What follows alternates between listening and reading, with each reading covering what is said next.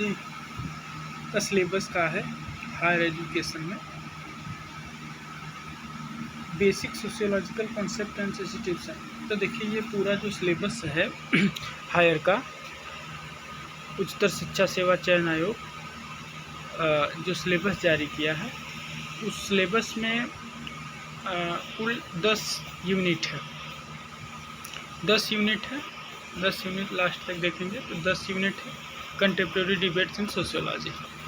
तो 10 यूनिट को हम एक तरफ से देखेंगे और समझेंगे कि पूरा का पूरा हायर एजुकेशन का सिलेबस कितना है, और फिर बाद में हम कोशिश करेंगे कि इसको किस प्रकार से अरेंज किया जाए, और फिर इसके लिए मैटर कहाँ से इकट्ठा किया जाए, और फिर इसकी तैयारी शुरू की जाए। तो पहले हम समझेंगे कि पूरा का पूरा ये सिलेबस क्या है, इसमें क्या क्या है, क्या क्या दिया है। सिलेबस देने का अर्थ ये होता है कि बाद में इन्हीं बिंदुओं से प्रश्न बनेंगे, ठीक है। जैसा कि आपको पता है 80 और 20 या 80-30 का रेशियो होता है। 100 क्वेश्चन होता है, 100 क्वेश्चन में 70 क्वेश्चन इसका होगा और 20 क्वेश्चन उसका होगा। 70-30 का रेशियो होता है।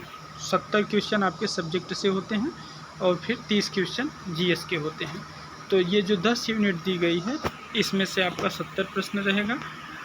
10 यूनिट जो है इसमें से 70 प्रश्न, और बाकी 30 प्रश्न कहाँ से रहेंगे, तो जीएस से रहेंगे। तो जीएस का अलग सिलेबस है, सामान्य अध्ययन, उसको हम देखेंगे दूसरे स्लाइड में, दूसरे वीडियो में उसको अच्छे से समझेंगे। तो यहाँ जो हमारा सब्जेक्ट है सोशियोलॉजी, सोशियोलॉजी का जो पूरा का पूरा 10 यूनिट है, उसमें हायर एजुकेशन का क्या क्या बिंदु है उसको देखते हैं।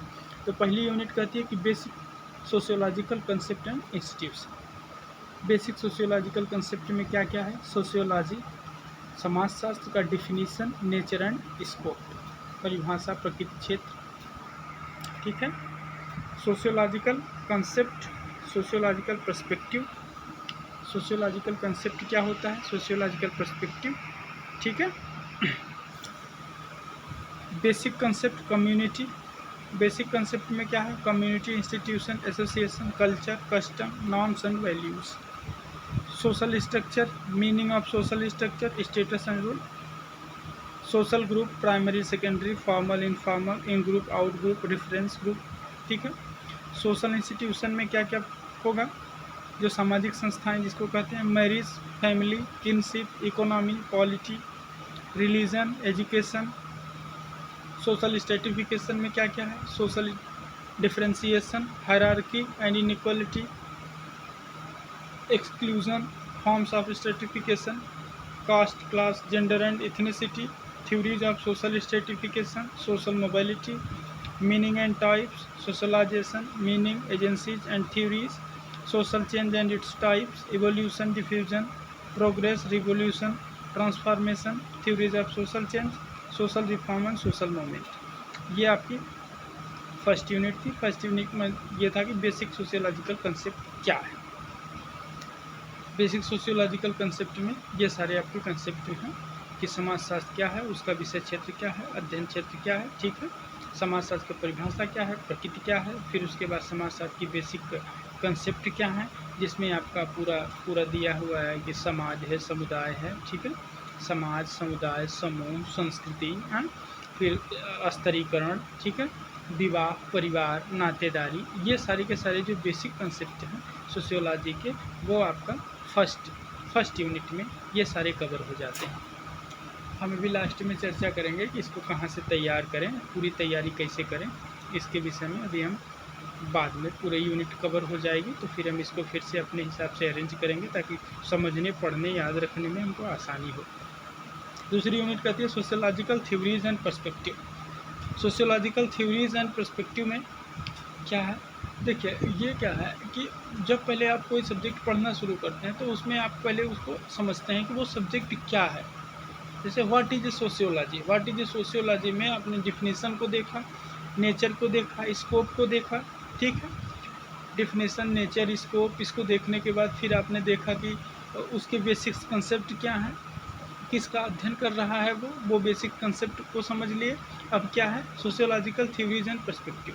अब ये सोशियोलॉजिकल थ्योरीज क्या होती हैं, समाजशास्त्री सिद्धांत क्या होते हैं, तो जो बेसिक कंसेप्ट आप पढ़े हैं उन कंसेप्ट पर, उन कंसेप्ट के जो सिद्धांत हैं, उन कंसेप्ट को जो एक पैटर्न है, प्रतिमान है, जो उनके सूत्र है, वो कंसेप्ट का जो प्रक्रिया है, जैसे स्त्रीकरण आपने स्ट्रेटिफिकेशन कंसेप्ट में पढ़ा है, तो स्ट्रेटिफिकेशन के ऊपर जितने भी अध्ययन किए गए हैं, स्त्रीकरण का पूरा सिद्धांत क्या है, स्त्रीकरण क्यों होता है, कैसे होता है, किस कारण से होता है सोसाइटी में, ये जो बात बताया जाएगा इसको हम सिद्धांत कहते हैं। और स्त्रीकरण क्या है वो हमने बेसिक कंसेप्ट में समझ लिया। तो इसी बात को हम अभी लास्ट में कंक्लूड करेंगे कि पूरे के पूरे सिलेबस को हमको किस तरीके से अरेंज करना है ताकि हमें समझने में आसानी हो। तो बेसिक कंसेप्ट देखने के बाद हम देख रहे हैं सोशियोलॉजिकल थ्योरीज एंड पर्सपेक्टिव। अब सोशियोलॉजिकल थ्योरी जो होती है उसमें क्या है, फर्स्ट देखते हैं स्ट्रक्चरल फंक्शनल थ्योरी, लिखा नहीं है उसको समझिए। स्ट्रक्चरल फंक्शनल थ्योरी, संरचनात्मक प्रकार्यवाद जिसको हिंदी में कहते हैं। और इसके सिद्धांतकार कितने हैं, Radcliffe Brown, Levi Strauss, S F. Nadel, Malinowski, Durkheim, Parsons, Merton, Jeffrey Alexander, ठीक है, जेफ्री अलेक्जेंडर कहा जाता है इनको। तो ये पूरी की पूरी थ्योरी है। फिर दूसरी थ्योरी क्या है, इंटरेक्शनिस्ट सोशल एक्शन। इंटरेक्शनिस्ट मतलब अंतःक्रियावादी जो है, अंतःक्रियावादी में कितने हैं, मैक्स वेबर, पेरेटो, सिंबॉलिक इंस्ट्रक्शनिज्म में जी.एस. Mead and bloomer. कौन ये इंस्ट्रक्शनिस्ट में जितने भी आते हैं अंतःक्रियावादी में, वो प्रमुख सिद्धांतकार कौन कौन थे, मैक्स वेबर हैं, पेरेटो हैं, और सिंबॉलिक इंस्ट्रक्शनिज्म में जी.एच. मीड हैं, ब्लूमर हैं, और इसमें सीमेल भी आ जाते हैं, वानवीज भी आ जाते हैं, वीरकांट भी आ जाते हैं इंस्ट्रक्शनिस्ट थ्योरी में। वो थोड़ा उनको पढ़ना पड़ता है। ये पूरा का पूरा इंस्ट्रक्शनिस्ट थ्योरी समझने के लिए हमको उनको भी थोड़ा सा देखना पड़ेगा, वो जब हम पढ़ेंगे तो उसको इत्मीनान से समझ लेंगे। स्ट्रक्चरल फंक्शनल के बाद इंस्ट्रक्शनिस्ट हो गया। फिर कॉन्फ्लिक्ट थ्योरी जिसको संघर्षवाद कहते हैं। संघर्षवाद की शुरुआत Karl Marx, Dahrendorf, Coser, Pauling, Althusser, ठीक है, इसको देख लिए। फिर phenomenology and ethnomethodology, Alfred Schutz, Peter Berger, Luckmann, Garfinkel and Goffman, इनको देख लेंगे। प्रघटना शास्त्र, लोक विधि विज्ञान, ठीक है, अभिनय शास्त्री, उपागम, ये सब है। स्ट्रक्चरेशन पोस्ट, ठीक है, स्ट्रक्चरेशन मतलब संरचनाकरण, जो एंथनी गिडेंस कंसेप्ट है संरचनाकरण। ये संरचनाकरण जो स्ट्रक्चरल फंक्शनलिज्म, जो स्ट्रक्चरल फंक्शनल है उसी का एक प्रारूप चलता है, आगे चल के स्ट्रक्चरेशन के फॉर्म में आता है, कि जो संरचनावाद की बात की गई थी कि संरचना ही प्रमुख होती है, तो उसको बाद में एंथनी गिडेंस ने जो दिया स्ट्रक्चरेशन की बात की। तो संरचना के बाद में जो एक दूसरा कंसेप्ट चल रहा था, दूसरा कंसेप्ट ये चलता है कि संरचना प्रमुख नहीं है, व्यक्ति प्रमुख है। तो जो समाज को प्रमुख मानने वाले विद्वान, फिर क्या व्यक्ति को प्रमुख मानने वाले विद्वान, फिर ऐसे विद्वान आते हैं जो समाज और व्यक्ति को मानते हैं कि ये दोनों न तो कोई एक प्रमुख है, न तो संरचना श्रेष्ठ है और न तो व्यक्ति श्रेष्ठ है, दोनों के मिलने से ही सोसाइटी बनती है। तो ये थ्योरी कहती है स्ट्रक्चरेशन। अब यहाँ इस तरीके से पूरे शब्दों को समझेंगे तो लंबा समय लगेगा, पहले हम पूरे थ्योरी को समझते हैं। स्ट्रक्चरेशन, फिर क्या है, पोस्ट मॉडर्निज्म।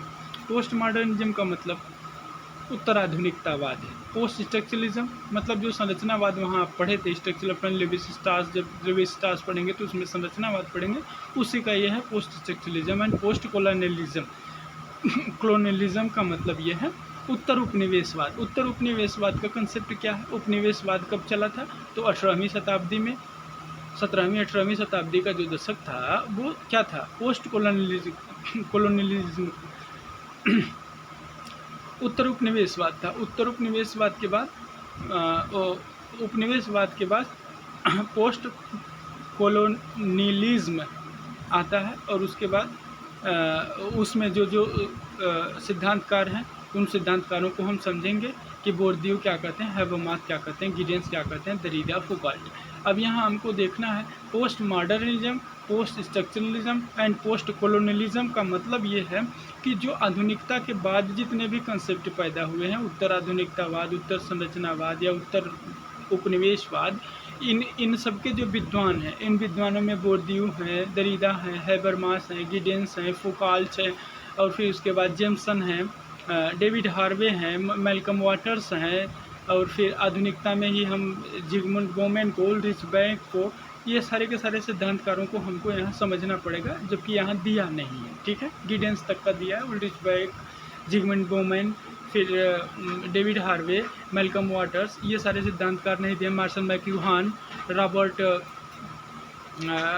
एक है रॉबर्ट करके, जो वैश्विक ग्राम तो दिए हैं। मार्शल मैक्लुहान, उनका कंसेप्ट है वैश्विक ग्राम के बारे में, उन्होंने दिया है कि वो पोस्ट मॉडर्न सोसाइटी में पूरा विश्व जो है एक ग्राम के जैसा बिहेव कर रहा है। फिर इनका उत्तर आधुनिक समाज की एक विशेषता वैश्वीकरण है।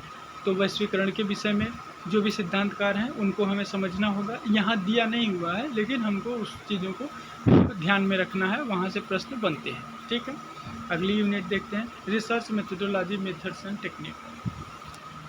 रिसर्च मेथोडोलॉजी का मतलब ये कि जो अभी हम बेसिक कंसेप्ट को देखें, फिर सोशोलॉजिकल थ्योरीज एंड कंसेप्ट को पर्सपेक्टिव को देख लिए, अब रिसर्च मेथोडोलॉजी। जो सोशोलॉजिकल थिंकर होते हैं वो उनकी रिसर्च मेथोडोलॉजी कैसी होती है, वो जो सोशोलॉजिकल थ्योरीज देते हैं वो थ्योरीज किस मेथोडोलॉजी के बेस पर तैयार किए हुए हैं, वो थ्योरी जो बनाई हुई है उन्होंने, वो थ्योरी का अध्ययन का जो दृष्टिकोण था, जो अध्ययन की जो पद्धति थी, वो पद्धति क्या होती है समाजशास्त्र में, वो सारा का सारा ये जिसे मेथोडोलॉजी कहते हैं। Meaning and nature of social research, सामाजिक अनुसंधान का जो अर्थ होता है, परिभाषा क्या होता है, प्रकृति क्या होता है, ठीक है। द साइंटिफिक मेथड, वैज्ञानिक मेथड क्या होता है, ऑब्जेक्टिविटी सब्जेक्टिविटी क्या होती है, theories, fact and values, critic of positivism. Critic of positivism का मतलब है जो प्रत्यक्षवाद अगस्त काम्टे ने दिया था कि समाजशास्त्र भी विज्ञान की तरह एक अपना सुसंगठित सुव्यवस्थित अध्ययन कर सकता है, जिसमें अनुभव, अवलोकन, प्रत्यक्ष तुलना, अनुमान सारी चीज़ें करके जो अध्ययन जिस तरीके से प्राकृतिक विज्ञान निकालते हैं उसी तरीके से समाजशास्त्र भी अपना अध्ययन निकाल सकता है। तो ये है क्रिटिक ऑफ पॉजिटिविज्म। ये बाद में पोस्ट मॉडर्न कंडीशन जब आता है, पोस्ट स्ट्रक्चरलिज्म का कंडीशन जब आता है, तो ये जो है पोस्ट पॉजिटिविज्म का किस तरीके से क्रिटिक करते हैं लोग, तो इसको भी हमको देखना है, उस पर जो प्रश्न बनेगा उसको समझना है। Ethical values and research. Ethical values in research जो सोशल रिसर्च होता है, जो सोशल रिसर्च में जो सिद्धांत शास्त्री होते हैं वो किसी न किसी समाज का अध्ययन कर रहे होते हैं, और जो समाज शास्त्री है वो भी अंततः एक सामाजिक व्यक्ति ही है। तो वो किसी न किसी धर्म, किसी न भाषा, किसी क्षेत्र, किसी समुदाय, किसी देश, किसी भी परिस्थिति जो भी हो उसकी भी एक कंडीशन होती है। तो इथिकल वैल्यू का मतलब यह है कि अगर जैसे कोई व्यक्ति ईसाई है, जैसे हमारे यहाँ क्या हुआ था, कोई जो ब्रिटिश थे, ब्रिटिश जो आके भारत में अध्ययन करना शुरू किए, तो भारत में तथ्य बता रहे हैं कि भारत की प्राचीन सभ्यता और कला संस्कृति बहुत समृद्ध थी, बहुत समृद्ध है। लेकिन क्या है कि वो वहाँ के रिसर्चर हैं और वो हमारे ऊपर शासन करने वाले शासक हैं, वो हमको ये नहीं बताना चाहते कि आपका जो कल्चर है बहुत रिच है, आप बहुत पढ़े लिखे लोग हो, मतलब कि आपकी आज की कंडीशन नहीं, लेकिन आपका जो प्रारंभिक अवस्था थी, आपकी जो कल्चर था, आपका जो एजुकेशन था, आपका जो पूरा का पूरा सोशल सिस्टम था, वो बहुत रिच था, बहुत व्यवस्थित था, बहुत जो कहते हैं ना कि बहुत मानवतावादी था, और उसमें बाद में दिक्कतें पैदा हुई हैं, लेकिन जो प्रारंभिक आपका जो था सोशल सिस्टम वो बहुत रिच था। ये चीज़ें अब आपको नहीं बता रहे हैं, जो ब्रिटिशर्स हैं, जो ब्रिटिशर्स विद्वान हैं, वो हमको नहीं बता रहे हैं, वो सच्चाई नहीं बता रहे हैं, जिसकी वजह से हमारे अंदर हीनता पैदा हो रही है। तो यही टॉपिक को हम लोग को पढ़ना है मेथोडोलॉजी में कि इथिकल वैल्यूज इन रिसर्च। जो रिसर्च करता है किसी समाजशास्त्री, मानव शास्त्री, उसमें इथिकल वैल्यू उसको ध्यान रखना पड़ता है कि इथिकल वैल्यू को ध्यान में रखेंगे तभी हम अच्छा रिसर्च कर पाएंगे। वो एथिकल वैल्यू को ध्यान में न रख के हमारे तथ्यों को छिपाए हैं, हमें गलत चीज़ें बताए हैं। तो जैसा आप समझ गए हो ethical values in social research का मतलब क्या होता है, ठीक है। आगे देखते हैं। Research methodology, methods and technique में हम लोग पहुँचे थे एथिकल वैल्यूज एंड रिसर्च। फिर क्या है क्वालिटेटिव एंड क्वांटिटेटिव मेथड। ये गुणात्मक और मात्रात्मक पद्धतियाँ क्या होती हैं, गुणात्मक क्या होगा, मात्रात्मक क्या होगा, हिस्टोरिकल मेथड क्या है, ऐतिहासिक पद्धति क्या है, कंपैरेटिव मेथड तुलनात्मक पद्धति, hermeneutic method, survey research, design, hypothesis, sampling and its types, technique, data collection, observation, questionnaire, scheduled interview, qualitative method, observation, case study, content analysis, statics, social research, mean and median and mode. Social statics में क्या है, statics and social research में mean, median, mode. माध्यमाधिका बहुलक जो हम पढ़ते हैं सांख्यिकी उसको कहेंगे। तो सांख्यिकी के अंतर्गत हम ये पढ़ते हैं कि पूरा हमारा मेथोडोलॉजी क्या है समाजशास्त्र में। फोर्थ यूनिट क्या कर रही है? Sociology of development. Sociology of development में हम देखेंगे theories of development, human development, social development, sustainable development, ecological and social modernisation. अब ये क्या है? अभी हम लोगों ने क्या पढ़ा कि बेसिक कंसेप्ट क्या होता है, बेसिक कंसेप्ट के बाद समाजशास्त्री सिद्धांत थ्योरीज क्या होती हैं, फिर थ्योरीज के बाद हम लोगों ने तीसरे में देखा कि मेथड क्या होता है। अब हम उन्हीं सब बेसिक कंसेप्ट के आधार पर, थ्योरी के आधार पर, मेथडोलॉजी के आधार पर अब हम अपना एक व्यू जो बनाएंगे, जो हमारा व्यू बन रहा है, ये देखेंगे कि सोशियोलॉजी ऑफ डेवलपमेंट क्या है, समाज विकास का समाजशास्त्र क्या कहता है, डेवलपमेंट क्या होता है, क्या डेवलपमेंट सकारात्मक ही होता है, नकारात्मक होता है कि नहीं, ह्यूमन डेवलपमेंट क्या है, सोशल डेवलपमेंट क्या है, सस्टेनेबल डेवलपमेंट क्या होता है, ये सारी शब्दावलियों को फिर से हमको समझना है। तो ये सोशियोलॉजी ऑफ डेवलपमेंट क्या है, तो इसमें हम ये देखेंगे सस्टेनेबल डेवलपमेंट। जो सस्टेनेबल डेवलपमेंट का मतलब सीधे सीधे होता है कि हम ऐसा विकास करें जिससे कि हमारी प्रकृति की जो अक्षुण्णता है वो बनी रहे, प्रकृति जो है, प्रकृति को नुकसान पहुंचाए बिना ही हम अपने विकास को संभव कर सकें, यही है sustainable development. Ecological and social modernisation. Ecological का मतलब होता है पारिस्थितिकी, सोशल का मतलब होता है समाज, और मॉडर्नाइजेशन का मतलब है आधुनिकीकरण। जो समाज और पर्यावरण का जो आधुनिकीकरण हुआ है उसका क्या इम्पैक्ट पड़ा है और इसकी थ्योरी किसने किसने दी है, ये सारी चीज़ें हमको इसमें पढ़ना है। साइंस, टेक्नोलॉजी एंड सोसाइटी का क्या इम्पैक्ट पड़ रहा है, विकास में ये इनका क्या रोल है, फिर सोसाइटी पर इनका क्या इम्पैक्ट है, ग्लोबलाइजेशन क्या है, इश्यूज रिलेटेड टू डेवलपमेंट, विकास से संबंधित और कौन से मुद्दे हैं, रीजनल डायस्पैरिटी क्या है, डिस्प्लेसमेंट क्या है, ecological degradation and environmental pollution क्या है, आईसीटी एंड नेटवर्क सोसाइटी। अभी देखिए एक ही प्रश्न बना था, आईसीटी में सी क्या है, इंफॉर्मेशन एंड कम्युनिकेशन टेक्नोलॉजी में सी का मतलब क्या है, ये प्रश्न अभी हायर में पिछली बार बना था, हायर या जीडीसी में आईसीटी में सी का मतलब पूछा था। तो आईसीटी एंड नेटवर्क सोसाइटी, तो इस तरीके से इजी प्रश्न भी बनते हैं कभी कभी, वो बहकाने के लिए, उसमें नहीं पढ़ना है, ध्यान रखना है कि प्रश्न इजी टू मॉडरेट रहेंगे, तो इसलिए हर तरह से तैयार रहना जरूरी है। आईसीटी। आगे 5वां यूनिट क्या कर रहा है, अर्बन एंड इंडस्ट्रियल सोसाइटी।